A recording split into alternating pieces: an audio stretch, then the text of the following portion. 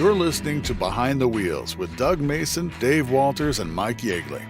This is a show where we talk about heavy truck and medium-duty excellence. Doug, Dave, and Mike bring close to 100 years of experience and expertise in the transportation business. Join us once a month to learn new things about excellence. Sponsored by Alcoa Wheels, the global leader in aluminum wheel innovation. Well, hello. Welcome to another episode of Behind the Wheels. I'm Mike Yeagley. I'm Dave Walters. And this is another special episode of Behind the Wheels. Today we're going to be interviewing Jamie Hagen, also known as Mack Lovin. Big guy in the trucking community. We sort of reached out to him through our roving reporter, Raluca Pascu. She's also our producer. We wanted to sort of get a feel for what's going on out there in the field. Hey, Dave, you're closer. Much closer to the fleets than I am. What are you hearing from the fleets? How are they doing with this, with the lockdown, with the safety, and how's this whole pandemic affecting them as far as what you're hearing? The ones that I've talked to, they put a lot of safety regulations into their drivers, and they really take this so serious. So, it's really changed the world of trucking, and there's no longer the contact, a lot of electronic billing, and a lot of non-contact. And, we've all had to change our lives in this pandemic. And hopefully this is a great episode to kind of give you an insight from a real owner-operator that's out there experiencing this every day. Fantastic. I'm really interested to hear what Jamie has to say. I'm looking forward to this one. Without any more waiting, let's hear from Jamie. This is Raluca Pascu from Alcoa Wheels, talking with Jamie Hagen, owner-operator. Welcome to the Behind the Wheels podcast. I'm Raluca Pascu, and today is May 1st, 2020, and our guest is Jamie Hagen. Jamie is a respected trucking professional, owner of Hellbent Express, and today he is also called a frontline worker, first responder, and a hero to many as we battle in the war against the COVID-19. Jamie, on behalf of the team here at Alcoa Wheels, I wanted to personally thank you for, your sacrifices that you've made to, really keep America moving. And thank you for taking the time to talk to us today. We wanted to talk to someone that has a firsthand experience as a small operator during this pandemic. With that, Jamie, please tell us a few things about yourself, and then I want to hear first what is life on the road like these days for you, and some examples of the impact the pandemic is having on you and your operation. I want to hear the good and bad. I hope there's some positive things happening out there as well. Well, thank you. We use the term professional loosely here. Been in the trucking industry my whole life. My dad was a truck driver / farmer, so kind of ingrained into me like most kids here in the Midwest. And I started driving when I was 16, so I've been in it a while now, over 30 years. Some of the things that I've seen, I guess, in these recent times, a lot of things have changed, obviously, over the last 30 years, but the biggest thing I've seen change is some of the techniques or the procedures that a guy has to use, doing things anymore, I'd like to see people wrap their head around the safety aspect of this, and we can all get back to work. I'd love to have my business not fail because of it. I've lost 40% of my business, and I'm in the food industry as well. It's just people aren't ordering food like they used to. They say that people now do more at home, obviously, than restaurants and stuff. So just how food is being made or sold has changed. So it's created this whole influx in the business. Interesting. Strange times.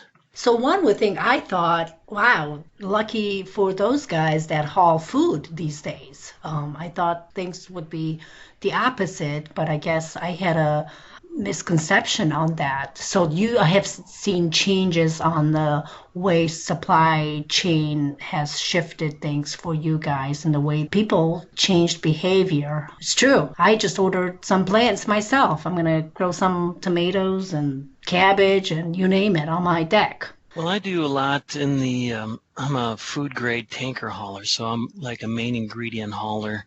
Some of the businesses that we go to have seen an increase, and then some have seen a decrease. A lot of places that we go to, we haul fructose, so sodas have taken kind of a hit. Candy, obviously. A lot of your stuff that you would have bought going to a convenience store, probably. Stuff like that, potato chips, you know what I mean? They're sort of the guys that took the bigger hit, I think. And this is just an assumption because I've seen the loads that I would have done to them decrease. So, yeah, I think people are eating more like what can you make at home kind of stuff. Most of that stuff you would get from a reefer or, dry van, you know what I mean, versus a guy like me in the, like I said, main ingredient tanker hauling industry. When you talked about safety, what exactly you had in mind? Can you expand on that?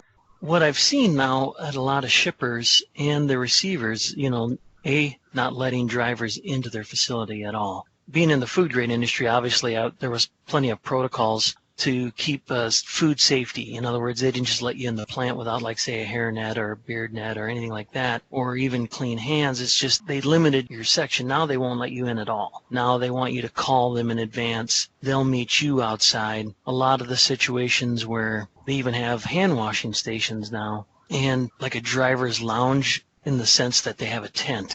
So before, they used to come into their facility and maybe you'd sit in that area with some chairs and some vending machines and a bathroom. Now they have a porta-john outside with a hand washing station and a tent. You know what I mean? So they're keeping you outside and they're staying inside, and you're limiting your exposure. A lot of the places I used to have to sign the bill lady, now they electronically sign it for me. You know what I mean? Like, they're just limiting the human-to-human interaction, which, now that we're looking at it and saying it's actually, in a way, has speeded up the process. It's made it less lengthy, and it's more convenient, and it's safe. Maybe this is something we probably should have been doing all along, especially in the food industry. That's definitely a positive, but I think you're going to start seeing more of that. We're changing how we do business. Yeah.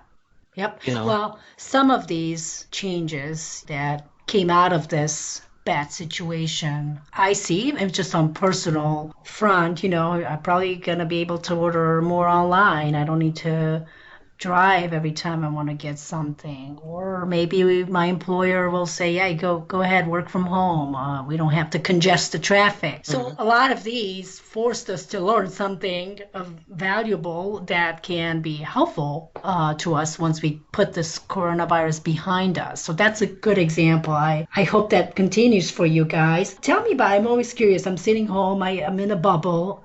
How is traffic for you guys? It was definitely a change in congestion once the stay-at-home orders were in place. Is that still the case? Are you seeing a little bit of change? People are out and about more?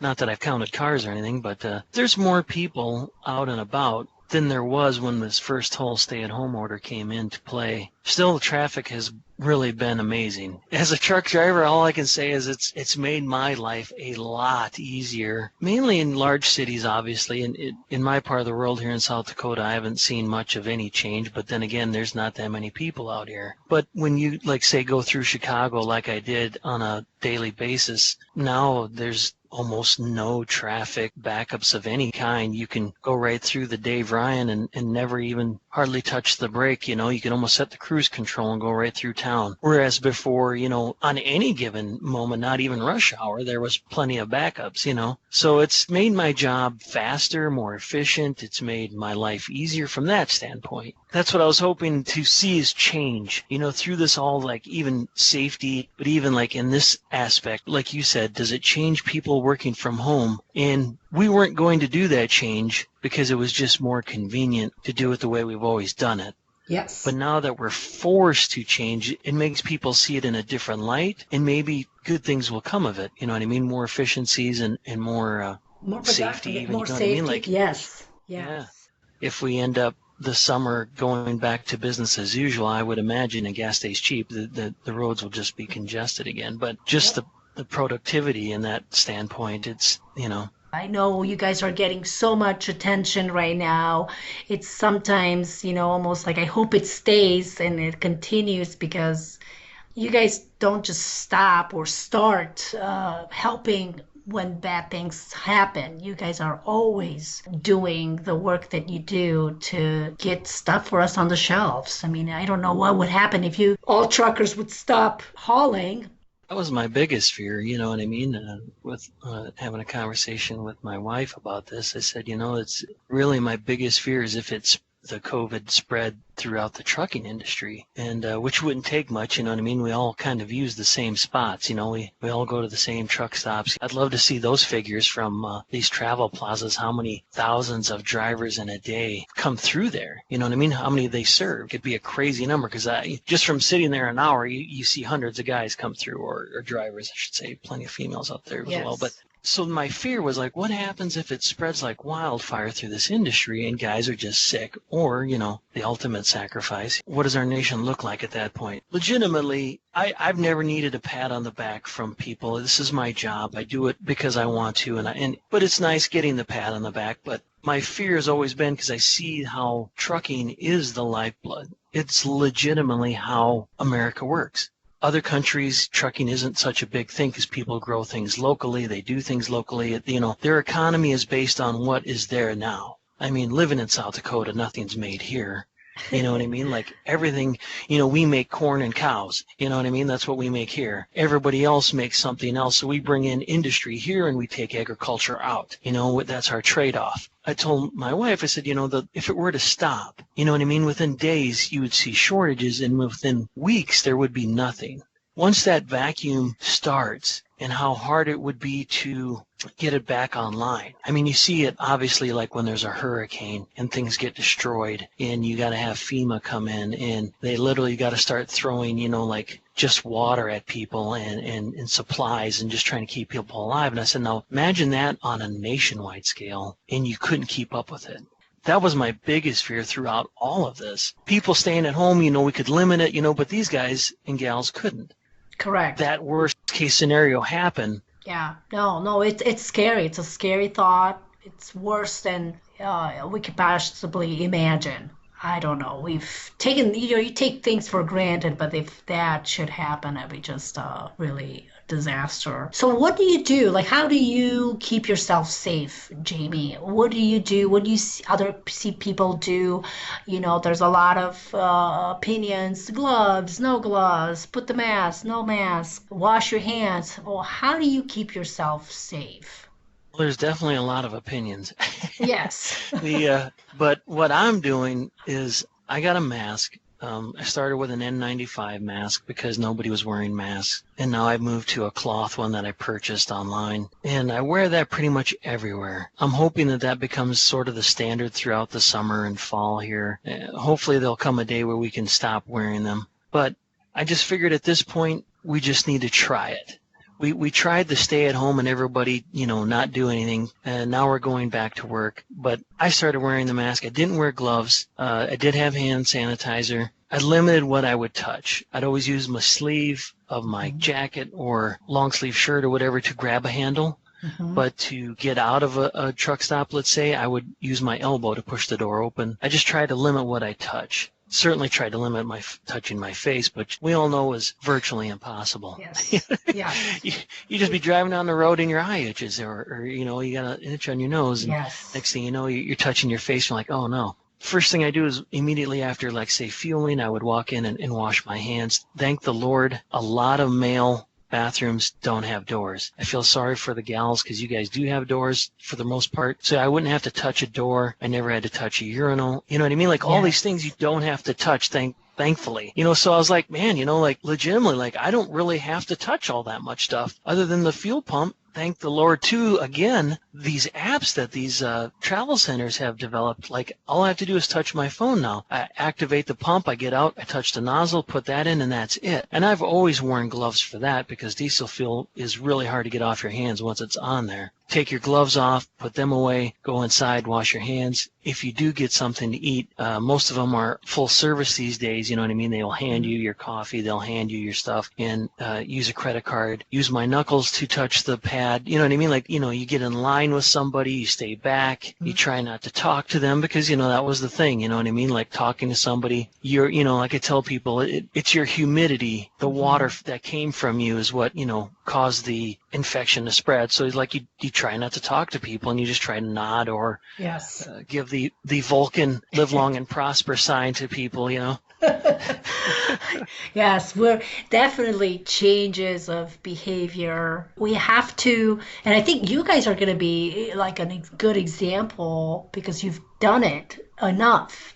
A lot of drivers I see on social media talking about how they're not going to wear a mask. It's a free country and they have a right to not wear a mask. And I said, well, that's true. I said, I don't think the government should mandate it in any way. I don't think the government should be like, hey, let's make our people wear this. I think there should be guidelines. But I also think businesses, since they're private, could mandate it. And the one driver I was speaking to about it, he's like, well, that's not right. I said, well, there is a sign that says no shirt, no shoes, no service at most businesses, isn't there? Mm-hmm. And that's because some people would come in topless and barefoot, wouldn't they?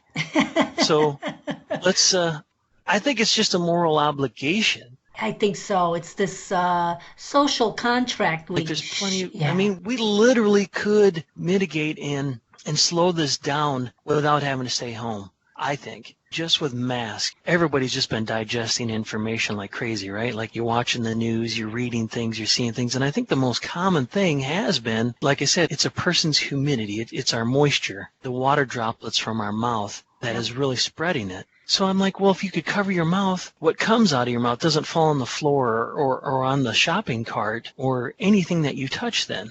Yeah. So how easy would that be to really bring those numbers down? And like you said, I see people all the time not wearing masks, and obviously I'm not going to say anything. It's their choice. Sure. But it would make me feel better because it is legitimately, it's the person. If we all wore masks, we could slow it down. But when one person doesn't, my mask doesn't stop anything. You know what I mean? It's just a piece of cloth. It's just there to retain moisture coming out of my mouth. That's it. I'm just hoping once we all start doing it, it becomes more of like socially acceptable. Socially acceptable. Yeah, People and it will takes adapt time. with it. I think so. It'll take time. It's something new. Just like, smoking used to be cool. You'd be smoking in a 100%. restaurant and then secondhand smoking. It's probably still debated by those that still smoke, and I don't have any opinion about that, but it will take time to change those the culture that we have, because like you look at the Asian cultures, they wear the mask out of respect when they're sick. They put on the mask. They don't want to spread the germs around. They don't wear it to protect themselves. So it will take time, but I'm thinking, I have 2 kids, and they constantly bring germs from school. The school shuts down in the middle of the flu, right? Because they have to go disinfect for days. If this could help us even help with the normal flu season heck, many of us have just learned how to properly wash our hands during this. Yeah, right. It's like nobody, did that. Who washed their hands for 30 seconds. Maybe that's something that helps us all in the future. Even, in the future, what I mean? I hope more so. Productive. Well, as an employer, I look at productivity lost. anytime somebody's sick and they have to stay home, how much money do you lose? Yes. Even them, they're not getting paid. I'm not getting paid. Everybody's, and that's fine. We've come to accept that, but maybe we, going forward with just some of these guidelines, are going to help us all not lose as much time off the job in the future. I agree. And for office environment, we have the mentality of, I got to go in the office. I'm fine. Because, you get 3 more people sick and you take it home, give it to your family, and here we go. That's how it all starts. I hope these things will somewhat shape the way we think about our safety and each other. So you have 4 trucks, you said, right? Now you have 4 because you just bought 1. Are you still able to keep your guys employed? They're still running shipments, or how are things going? From, I know you said you lost 70%, you said? 40%. 40%. We've 40%. So, everyone's keeping busy. They're staying employed and moving. It's just we're not, running 5 days a week or 6 days a week, so to speak, because, I was somewhat regional from that aspect, servicing customers in our area. It's just cut back to where you're running 3 days. Instead of getting 2,500 to 3,000 miles a week, now we're doing 1,500 or just 1,800, 2,000 miles. You know what I mean? Like it's reduced. Yes. Having good weeks and bad weeks. Some weeks we'll work all week, and then the next week you work 1 day. It's just kind of spotty like that, which is not normal for spring. Spring for my industry is usually really productive. We really kick into high gear, and all summer long we're just wide open, busy. Kind of shocking. Yeah. It's just been a very difficult situation for everyone around the world. It's just, that's just the reality. And there's no playbook. There's no recipe. I think we're just going to have to do our part, right? It's the attitude. What do you think from that perspective? Do you think, to hear people talk about that? I knew you just went and got a truck because it was definitely a good opportunity for you. But do you think the people will be confident enough to go out and buy trucks and move forward instead of, holding tight and wait? What do you think? Just a couple of nights ago, I was sitting down with my salesman that I use to buy trucks from, and him and I were having this conversation. I said, I suppose you just been sitting around with nothing to do. And he's like, honestly, I've been business as usual. He goes, I've been talking to customers, and customers still need trucks. He goes, we're still moving, you're just not moving as much. Prices have come down definitely on used trucks. That's created opportunity where people want to purchase them. Wow, very interesting.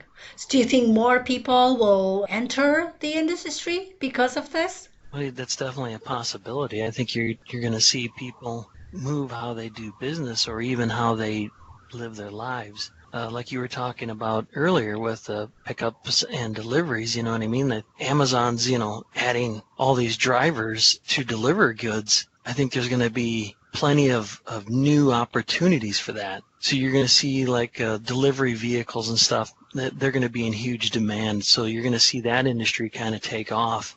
Over the years, if you look back at America, you know what I mean? You've seen how like some businesses go out of business and the new ones enter, and then people just kind of adjust to that. And I think there's definitely an opportunity where you see some of these restaurants might close because people won't be going out like they used to, maybe, potentially. And you'll see waitresses and waiters end up being delivery people, where they deliver your goods or deliver the food. I think the trucking industry is going to change from that aspect, too. I think you're going to see a lot more things going to warehouses, and you know what I mean? Like, I think the model is going to adjust. Yes. Yeah, so that's great because my last question was, how do you see the future in trucking? We've been focusing on future of trucks from, electric to autonomous, self-driving, and it just seems like either those things are somewhat on hold and we'll see a completely different outcome or focus as a result of this pandemic. I'm just even thinking, my 12-year-old asked, like, why can't they just deliver with drones? I'm like, well, okay. Someday Someday we'll be able to get that down to a fine science, right? Yes. And that might be what happens, you know what I mean? Like, to mitigate the human contact, that might actually be what happens if we start automating more things. We'll have to just wait and see. Correct. Jamie, I know you are a busy guy. Thank you so much for taking the time to talk to us today. I just wanted you to tell us where people can follow you. I know you have a great amount of network on social, and people sometimes engage with you. Where can they find you? And if you don't mind telling us the handle for that. Well, you can find me on Twitter and Instagram at HellbentHagen, and I'm on Facebook, just my name, Jamie Hagen, on LinkedIn as well. I spend a lot of time on social media simply because of the free time out there, with truck drivers at night. And over the years, like, one of the things that has changed a lot, it has been that social aspect. We used to just be held up in those cabs all by ourselves, and now we have a community that we can communicate with and learn from. And I think that's what's really changed the trucking industry these last this last decade is the ability to gain more information, and we can all change. That's Very great. positive things. Very, very positive things indeed. And we love seeing those interactions. We're now somewhat part of that conversation, where before we could not join your conversations. Well, you had them on, CB, radio. And it's just the greatest thing, we think, that we're able to be part of what you do. Thank you for being out there. And once again, stay safe and let us know if you need anything. We're here to help. Will do. Thank you, Jamie. Take care. Have a great day. You too. And bye. Sponsored by Alcoa Wheels, the global leader in aluminum wheel innovation, manufacturing, and technology. Inventing the first forged aluminum wheel in 1948, its team of experts continue to develop the most lightweight, efficient, and high-performing commercial vehicle aluminum wheel products, bringing you revolutionary innovations like Alcoa DuraBrite wheels, Alcoa DuraBlack wheels, the new Alcoa Wheels hubboard technology, and the lightest truck wheel on the market, Alcoa Ultra One 22.5 by 8.25 wheel. Alcoa Wheels, the global leader in aluminum wheel innovation.